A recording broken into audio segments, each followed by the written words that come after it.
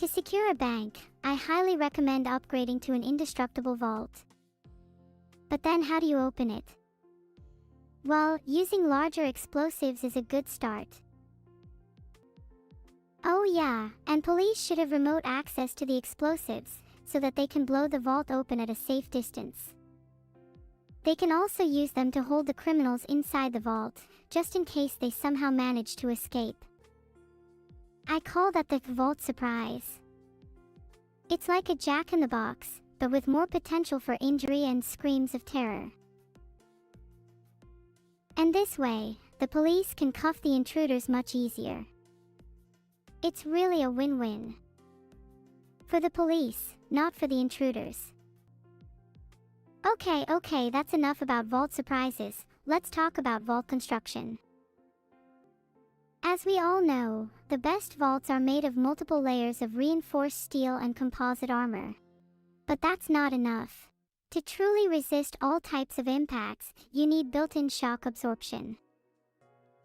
The best construction is actually spring-loading the vault so it flings back attackers when they try to break in. It's especially effective if they're using large hammers, as the recoil can send them flying across the room. If you have a bit of extra money to spare, try getting a vault made of self-healing material. Minor cracks will be repaired instantly, making your vault virtually indestructible. Oh, and if you want to catch the hammers red-handed, accelerometers can detect the hammering and activate deterrent countermeasures. Excessive glitter is especially effective, as it gets everywhere and is nearly impossible to clean up. All would-be hammers will be dealt swift and deadly justice. Now we're getting to the good stuff. At number 8, surrounding the bank with tanks is a guaranteed way to keep it safe. And plus, they look really cool when parked outside. I once saw a bank surrounded by tanks, and I made sure never to deposit any cash there ever again. Safety first. Each tank needs to be equipped with advanced targeting and AI, able to identify enemy tanks, so they can think for themselves and not require human intervention.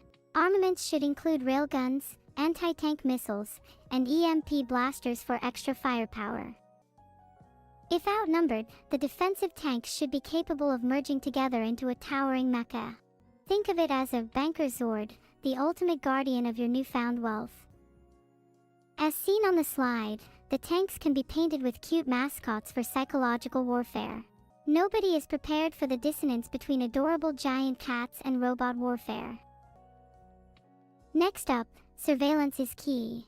Drones should monitor every inch of the bank 24/7, and should be equipped with X-ray and sniffer sensors to detect explosives. But why stop there? Why not have them watch all bank employees at all times, just to be safe?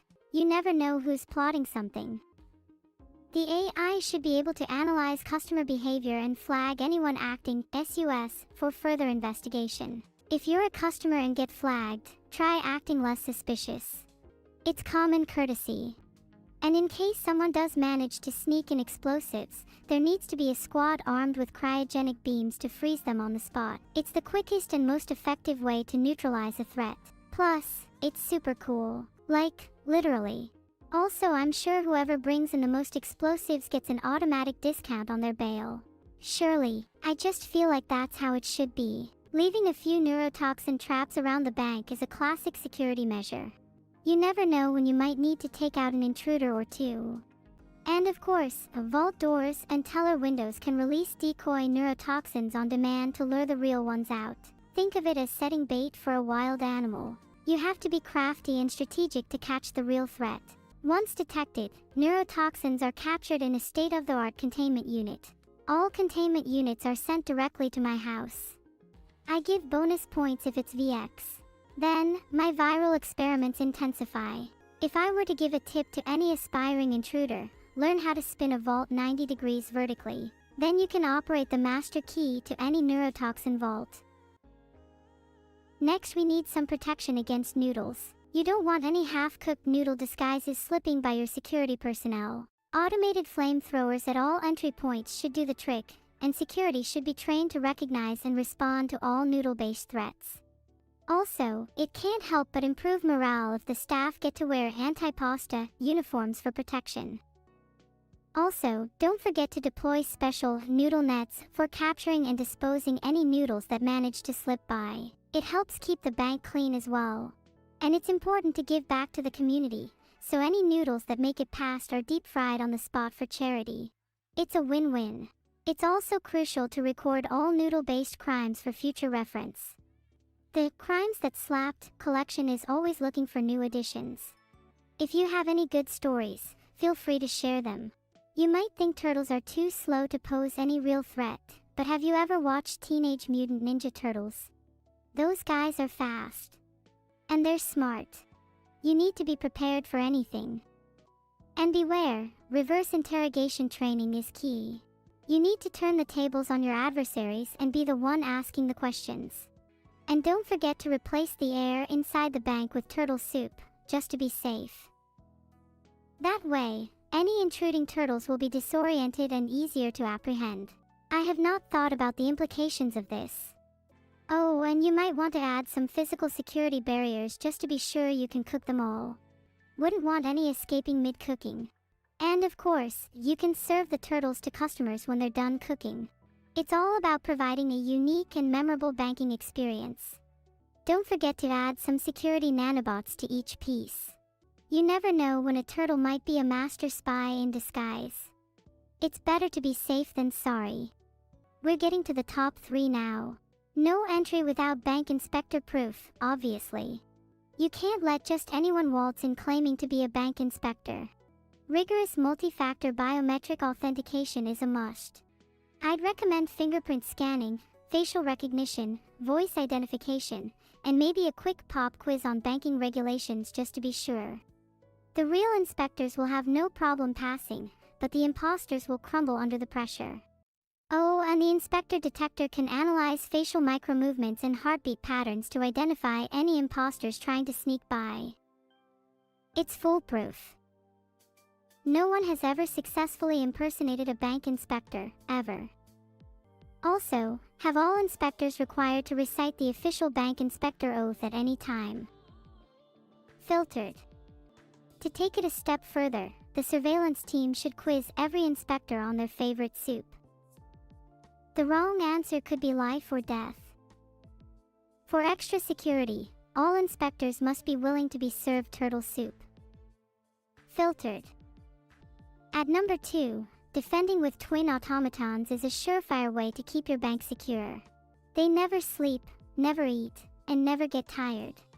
They do their job for free if I asked, but I pay them because I believe in supporting aspiring robots. What a kind and benevolent master I am. It's especially nice because I get to talk to my sister when business is slow. It's like having a built-in best friend at the bank. Even if we bicker a lot. And finally, at number 1, my top tip for securing a bank is to put it underwater. With bubble shields, reinforced glass, and the natural defense of the deep, there's no way anyone could ever break in. Plus, it'll be a great tourist attraction. Autonomous lethal underwater drones should patrol the perimeter, with orders to immediately neutralize any offenders.